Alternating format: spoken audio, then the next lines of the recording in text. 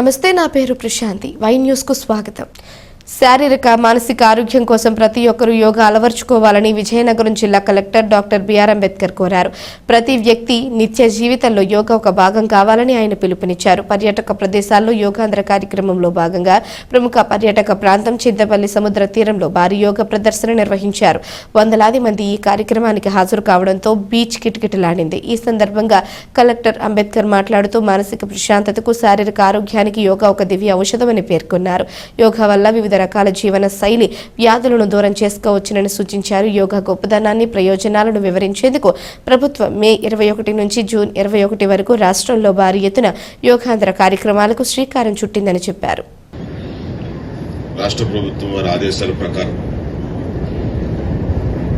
అంతర్జాతీయ యోగా దినోత్సవం ఈ నెల 21వ తారీఖున ప్రపంచవ్యాప్తంగా జరుపుకుంటూ మన రాష్ట్రంలో విశాఖపట్నంలో గౌరవ ప్రధానమంత్రి గారి ఆధ్వర్యంలో అంతర్జాతీయ యోగా దినోత్సవం మనం జరుపుకుంటున్నాం.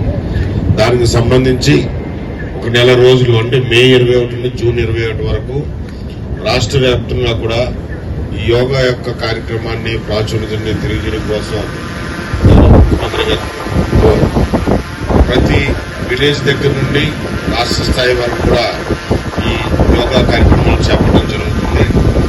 మన జిల్లాలో ఇప్పటికీ దాదాపుగా మన జిల్లా నుండి రేపు జూన్ 21 తారీఖున గౌరవ ప్రధానమంత్రి గారు అటెండ్ అయ్యే కార్యక్రమానికి మన జిల్లాలో ఆ రోజు దాదాపు సుమారుగా 8 లక్షల మంది యోగా కార్యక్రమంలో పాల్గొనడానికి కావలసిన అన్ని ఏర్పాట్లు చేయడం జరిగింది.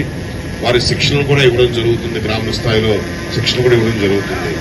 అదేవిధంగా మనకి ఈ పర్యాటక ప్రాంతాలైన మన జిల్లాలో ముఖ్య ప్రాముఖ్యత ఉన్న 4 పర్యాటక